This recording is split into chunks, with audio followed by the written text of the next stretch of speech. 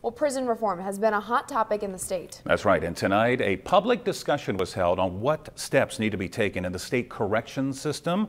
Channel 8 Eyewitness News reporter Joe Harris was at that event and has our other top story tonight. Joe? That's right, Rod and Megan.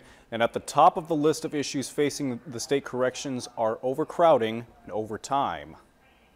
The discussion is hosted. A public panel on prison reform was hosted at Our Savior's Lutheran Church Monday. It was hosted in part by Nebraskans for Peace and the Nebraska ACLU. The ACLU talked about what they say is the most important part of their lawsuit against the Department of Corrections, overcrowding, which they say interferes with prisoners' basic needs. Men, women, and children living in conditions that are simply too overcrowded, meaning there's delays in basic medical care, mental health care, and not enough accessibility or accommodations for people with basic needs for their disabilities to be accommodated. Corrections Inspector General Doug Kopernik says state corrections has the second most overcrowded system in the country.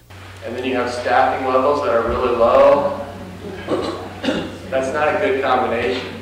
He says the mandatory overtime prison staff must work leaves them tired and fearful. Data from the Department of Corrections shows between 2014 and 2017, overtime hours for corrections workers has more than doubled from around 20,000 hours to over 40,000. Another issue discussed at the forum, opportunities for prisoners to transition back into the community and become productive members of society.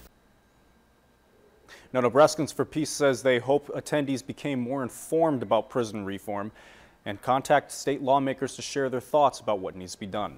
All right, Joe Harris from the newsroom tonight. Thank you, Joe.